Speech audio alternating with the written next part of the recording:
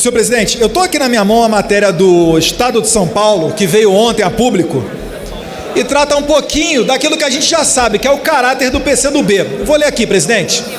9 dias de diálogo entre Manuela Dávila e o hacker Vermelho, que é o apelido de um dos hackers aqui, prezado delegado Pablo. Nas conversas a quais o Estado teve acesso, Walter Delgatti demonstra desejo de expor o teor interceptado em celulares de procuradores da Lava Jato e o ministro da Justiça Sérgio Moro, para, nas palavras dele, fazer justiça. A PF identificou que o contato principal suspeito de acessar os celulares de autoridades do país, Walter Delgatti Neto, com a ex-deputada Manuela Dávila, do PCdoB do Rio Grande do Sul, foi além de uma mera conversa telefônica, que ela chegou a afirmar. O inquérito sigiloso ao qual o Estadão teve acesso revela que os dois conversaram por 9 dias via aplicativo de mensagens, entre os dias 12 e 20 de maio desse ano. Então não foi uma conversinha qualquer não, prezado Tato. 9 dias de conversa, vai vendo o senhor. A organização das mensagens foi feita pela própria defesa de Manuela e mostram que o diálogo entre os dois continuou mesmo depois que as mensagens roubadas de procuradores da Lava Jato e do então juiz Sérgio Moro foram repassadas ao jornalista Glenn Greenwald, do site Intercept Brasil. Depois dos primeiros dias de conversa, o hacker tenta demonstrar certa intimidade com a ex-deputada, tanto que chegaram a conversar sobre Tinder, tamanha intimidade que ambos tinham. Em uma das conversas, Manuela disse que o Glenn era a melhor pessoa para ter repassado o conteúdo hackeado. Ou seja, tudo arquitetado. Com o tempo, Delgatti também passa a ostentar suas façanhas com as contas hackeadas. Uma delas é a conta de ligados ao filho do presidente e deputado federal Eduardo Bolsonaro. Também exibe documentos interceptados de grupos de procuradores. A ex-deputada responde, sem prolongar a conversa, abre aspas, "Caraca, eu estou em BH trabalhando, por isso não consigo olhar muito aqui", fecha aspas, disse Manuela. Então, senhor presidente, essa historinha para boi dormir aqui, de que a Lava Jato foi arquitetada para perseguir politicamente Lula, uma ova. O que eu tenho a ver com a Lava Jato? Por que estão invadindo o meu celular? A resposta é clara. Criminosos, comparsas uns dos outros, tentam a todo custo demolir o governo Bolsonaro. Para tirar o PT do governo, para ganhar a eleição de 2018, não era preciso fazer fake news não, é só falar a verdade. Vocês roubaram o povo, talvez em trilhões. Os fundos postais, Previ, isso tudo é rombo bilionário. O Petrolão, uma monopolista de petróleo num país autossuficiente, vocês conseguiram dar prejuízo. E agora vem querer fazer um enredo, como se o governo Bolsonaro tivesse precisado de fake news para ganhar de vocês. Ninguém gosta de vocês, não. Hoje em dia, quando tem uma discussão no bar, cobrador, pessoa de qualquer nível social, o pessoal manda, vai para Cuba. Vocês não têm mais moral, perderam as ruas. E ó, anota aí, ó, vão perder as faculdades.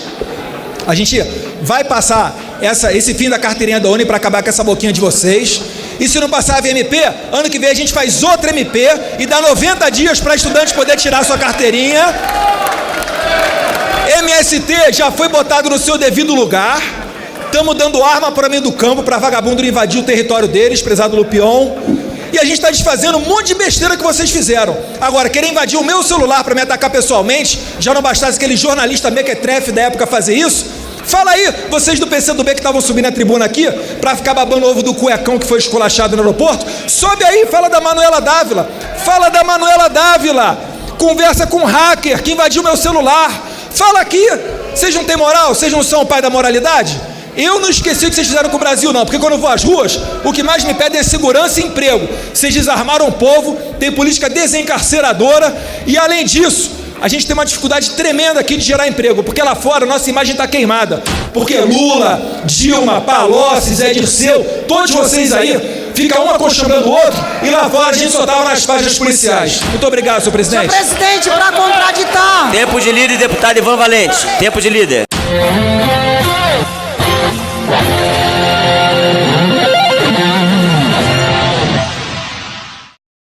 Perfeito, presidente. Parabéns pela condução dos trabalhos. O milionário do PSOL veio falar aqui que eu fui de revólver visitar o meu pai no hospital.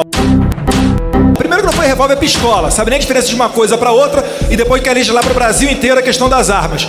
Mas antes de pistola na cintura do que com um cuecão cheio de dinheiro, como o deputado José Rodrigues aqui foi.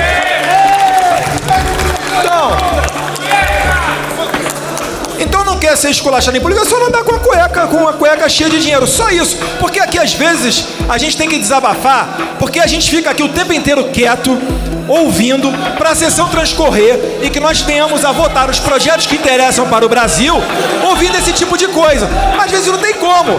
Fica ouvindo aqui, deputado que até ontem estava grudado aí com Lula, com Dilma, tá quase indo pra cadeia, talvez esteja com esse perigo, né? Com medo de ir pra cadeia. Vim aqui, fica bajulando presidiário, aí não dá, né, presidente? Muito obrigado. Olá, amigos, queria falar com vocês como que uma negociação entre Brasil e os Estados Unidos sobre o etanol pode impactar na nossa carne, no nosso açúcar e no acordo de livre comércio com eles. Logo, os Estados Unidos, que nos apoiaram tanto e nos apoiam para entrar na OCDE. Esse tema preocupa mais o produtor do Nordeste do Brasil. É por isso que eu vou recortar essa área para exemplificar. Em 2017, foram consumidos no Nordeste 2,5 bilhões de litros de etanol. Desse total, 600 milhões de litros eram importados dos Estados Unidos a 0% de tarifa, o que representava 24% do consumo interno do Nordeste. De 2017 para 2019, ocorreu um aumento do consumo e esse ano estamos consumindo 3 bilhões de litros. O que o governo Bolsonaro fez foi somente atualizar essa alíquota de etanol americano, que antes era de 600 milhões, passou para 750 milhões de litros de etanol vindo dos Estados Unidos, o que representa 25% daquilo consumido no Nordeste. Ou seja, os produtores nordestinos já se mostraram competitivos e conseguem ganhar o mercado com esse nível de importação de etanol americano aqui no Brasil. Detalhe, o que exceder essa cota de 750 milhões de litros vai pagar 20% de imposto. Enquanto que o etanol brasileiro, quando entra nos Estados Unidos, paga no máximo 3% de imposto. Essa negociação, que passou de 600 para 750 milhões de litros de etanol americanos com 0% de tarifa, foi tão exitosa que a União da Indústria de Cana-de-Açúcar, soltou uma nota elogiando o governo Bolsonaro. Passar a ler ela aqui.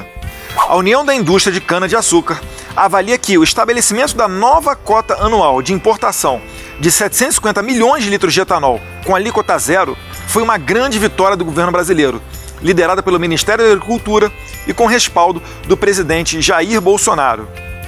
O tom proposto pelo Ministério da Agricultura, que orientou a atuação do governo, foi capaz de conciliar a liberdade econômica e a garantia da competitividade brasileira na produção sucroenergética. Ele foi adotado pela equipe econômica e transmitido pelo Ministério das Relações Exteriores ao governo americano. Só que agora vem um problema. Recentemente, aqui na Câmara dos Deputados, foi aprovado um requerimento de urgência de um PDC, um projeto de decreto legislativo para sustar essa portaria do Ministério da Economia que prevê essa nova cota de 750 milhões de litros de etanol. Além disso, nós estamos desconsiderando uma medida que o governo Trump, lá nos Estados Unidos, está prestes a editar, que é o chamado E15. Ou seja, lá nos Estados Unidos, em locais onde normalmente o etanol presente no combustível americano gira em torno de 3%, 4%, o presidente Donald Trump quer passar para 15% de etanol nessa mistura. Se isso daí vier a se concretizar, os Estados Unidos vão precisar importar etanol brasileiro para abastecer os seus postos de gasolina lá. Então veja como é que essa negociação sobre o etanol ela pode impactar negativamente em outras negociações, como a nossa carne, o nosso açúcar e um acordo de livre comércio com os Estados Unidos.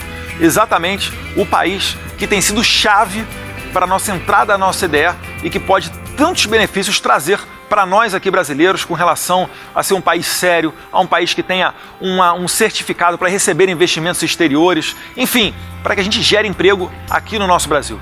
Então apelo aos parlamentares para que a gente rejeite esse PDC essa semana. Um forte abraço, fique com Deus.